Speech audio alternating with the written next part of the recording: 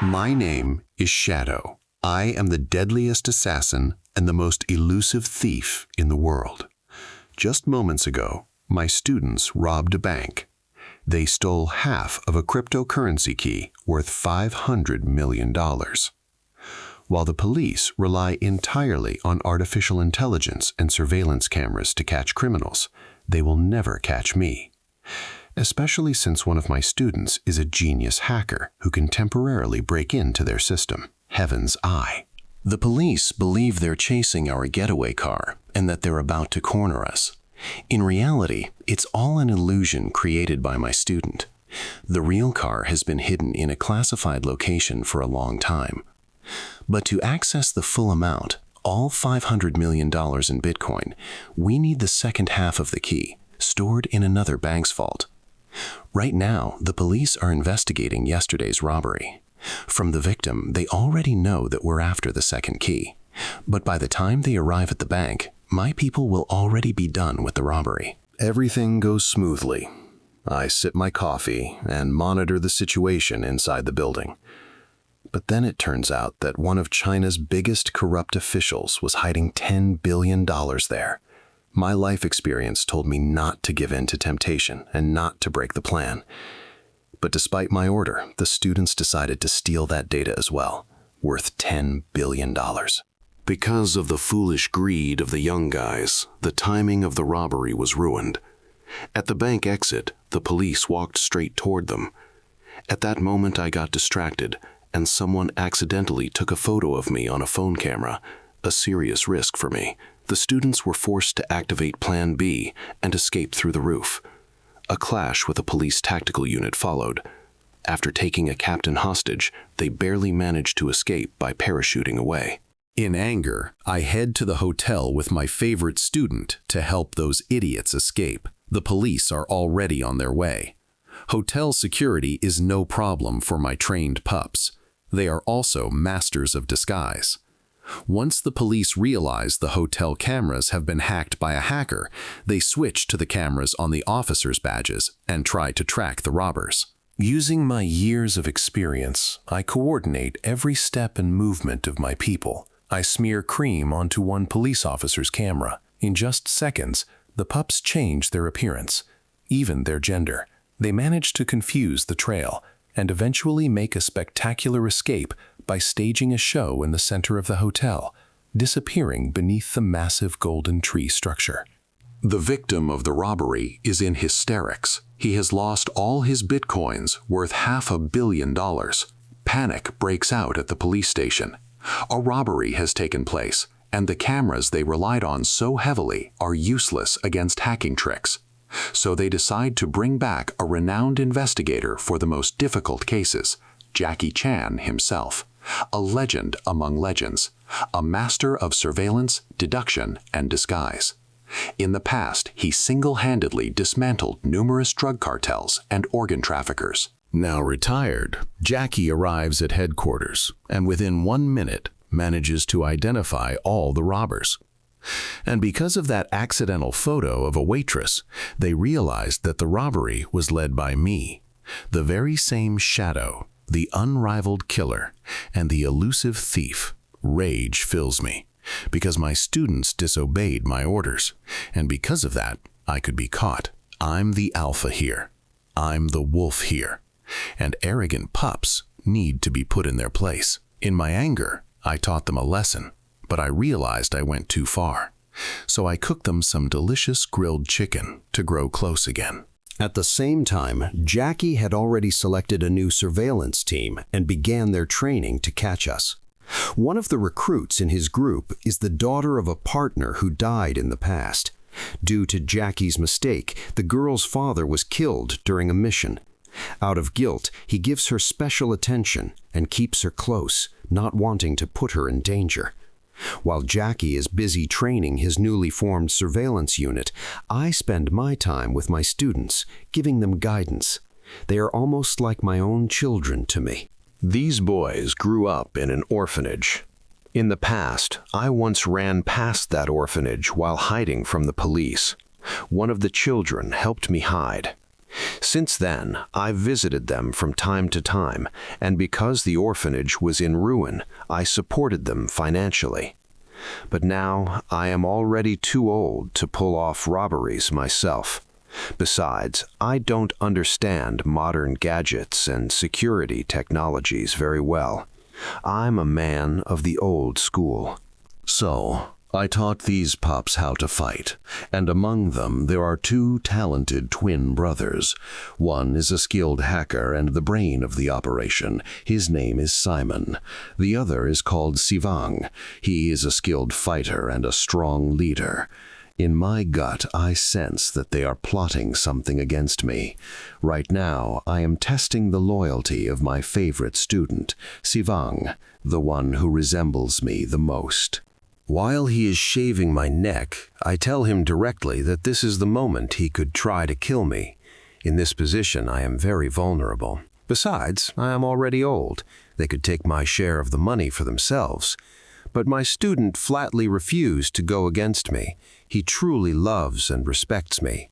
His brother, Simon, on the other hand, is too smart to trust me. I order everyone to lie low for a while and not draw attention to themselves. Meanwhile, for several weeks, Jackie searches for me all over the city. Today, I decided to go to the market to buy groceries. At that exact moment, Jackie spotted me while driving by. They are already pulling the entire surveillance team into the area. I don't yet know that I'm being watched. They want to capture my face on camera to positively identify me. Agents surround me from all sides.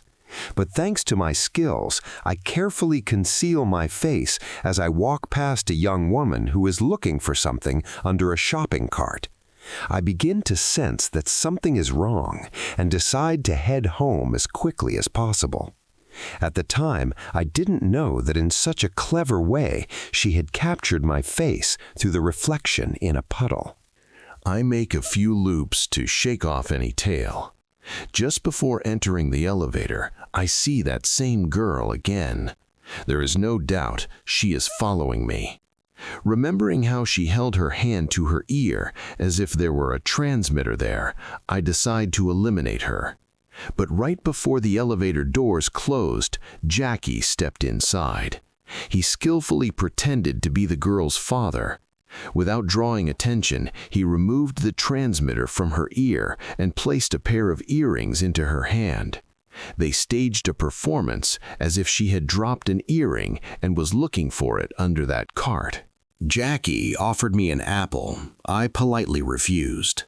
He carelessly took a bite and spat it onto the floor, saying it was rotten. It turned out there was a hidden camera inside meant to find out which floor I lived on. But I am not so easy to fool, so after leaving the elevator, I followed them. However, Jackie's experience was so great that he managed to break into someone else's apartment door in a matter of seconds. He outplayed me. I returned to my apartment. Now they watch me day and night. They even go through my trash, searching for any possible evidence. To their disappointment, I always sense when someone is trying to trick me, so I live the life of an ordinary old man. Using a special Braille code, I sent a message to my student, telling him to come up with a plan on his own, a plan to eliminate these agents so that I can escape. Time passes, and I meet Jackie at the market. I test him and ask where he got such calluses on his fingers, as if he had been holding a weapon for many years. He brushes it off, claiming he worked as a cook for 10 years. I add that I was a cook too. Jackie invites me to his place to cook fish together and have a drink. When I arrive in the evening, I discreetly check the house for wiretaps and cameras, but find nothing. We talk and cook the fish. During dinner, the girl tries to secretly hack my phone. In reality, this is Simon's plan. After breaking into their system, he replaces the camera footage. At the same time, Sivang goes to eliminate Jackie. Even with a gun, he fails. There is too much furniture in the house. The hacker twin brother decides to take extreme measures and develops a plan to attack the police headquarters. This is necessary because the key password to the cryptocurrency data, worth $10 billion, is stored on the main server of the police station. To carry out the plan, I become the bait. For this, I go to an abandoned children's orphanage. This is where Simon's secret lair is located. Believing that I am going to my students, the entire main police task force follows me. At the same time, armed mercenaries attack the police headquarters. For $5 million, they were hired by the hacker twin brother, Simon. They successfully cut off all audio communication between the police units. Realizing that I was the bait, the task force turns back toward headquarters. When I enter the building, instead of Simon, I see hundreds of thugs. Now everything is clear. The pup decided he had grown up and could tear the throat out of the old wolf. Now I will show him what a real beast is. Using only a knife, I slaughter them left and right. At the same time, the massacre at the police headquarters comes to an end. In the old building, I turned it into a true meat grinder, and with great difficulty, I still managed to kill them all. Looking straight into the camera, I make it clear to the arrogant pup that I will come for him too. Suddenly, I see my favorite student, Sivang. He decided to kill me for the sake of his brother's safety. It breaks my heart. I howl in grief because now I will have to kill him. A brutal fight erupts between us. First, it is hand-to-hand combat with knives. Then we fall from the second floor. In the end, despite all my wounds, I kill him. Before he dies, he whispers to me that he dreams of being my real son in the next life. Simon watches all of this through the cameras. Overwhelmed with grief, he detonates the orphanage building, which is already surrounded by special forces. At the very last moment, I manage to react and survive. When I crawl out from under the rubble, I find myself surrounded by cops. Siwang was like a son to me. Consumed by grief, I surrender to the police without resistance. At the same time, my students, disguised as part of the special forces, successfully infiltrate the police vault and steal the key password to the cryptocurrency worth $10 billion. They head to a large hotel. Today, an art exhibition is taking place there, after which the artists will leave for Paris. The Pops plan to leave the country together with the exhibition staff. Using Heaven's Eye. Jackie quickly figures out this plan and heads to the hotel to catch the criminals. He captures them one by one, using whatever tools are at hand. But to catch the elusive hacker, Jackie orders that I be given a phone so I can speak to my student, planning to track him that way. During my conversation with Simon, I praise his well-thought-out plan and speak sincere words of bitterness and regret about how tragically everything turned out for my Pops. Simon says that he let me down and knows what this will cost him.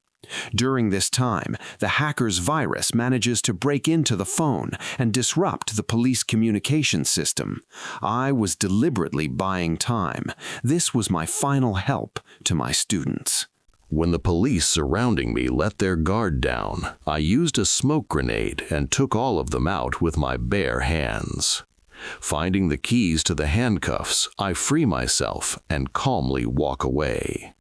It is time to begin the hunt. Using the police radio, I give a precise description of the hacker's appearance so they will lure him straight into my hands. First, I need to eliminate the tail following him. With one sharp movement, I strike precisely at a major artery in his leg. The man collapses instantly. Next, I move straight to Simon. He tries to react, but I intercept his arm and within a fraction of a second delivers 7 lethal knife strikes. After that, I drive his own knife straight into his heart. Before dying, Simon utters 11 random words that remain a mystery to me. After saying goodbye to the wayward student, I leave. That young police officer dies from blood loss. Time passes, and I decide to leave the country. Sitting in a cafe, I wait for the unfortunate man we robbed of $500 million at the beginning of the film. I don't know how to use cryptocurrency, so I offered the businessman a deal. I give him the key password to the wallet, and he gives me $10 million in cash. Too much time passes. I decide to leave. Suddenly, I notice a familiar girl. It's Jackie's so-called daughter. I see. They've already tracked me down. I strike up a staged conversation with her to find out how many operatives are here. From her facial expression, I realize she's alone. Apparently, she followed me on her own. I quickly knock her out and try to escape through the back exit. To my surprise, it's locked. When I turn around, I see Jackie. He's the one who cut off my retreat. Fine, you've made me angry. I start killing people one by one to create panic. Despite my strength, Jackie holds his ground almost evenly, but in the end, I am the true predator. The girl interferes in the fight, but even then, I nearly kill Jackie by plunging a knife into his neck. Time is running out, and I decide to leave before the cops arrive. But that girl sticks to me closely. Trying to get away from her as well as from other suspicious people, I eventually drive myself into a trap, and I am surrounded by cops from all sides, and even Jackie makes it in time. Before surrendering, I want to settle the score with that cocky girl, but to my surprise, it turns out she can fight. In the end, I was neutralized by some girl. Well, feminism and all that. After this case, Jackie retired again. What I didn't know was that there were actually 3 twin brothers. The third brother was adopted as an infant. It was to him that Simon dictated the 12-word key password. But unfortunately for him, Simon managed to say only 11 words, and the $10 billion will never be his. He decides to take revenge on the people responsible for the deaths of his brothers, namely that girl, JackieChan, and me. And that's where the movie The Shadow's Edge ends. If you enjoyed the video, hit like and subscribe. Let me know in the comments what you think about this format, told from the villain's perspective. This was Ururikun.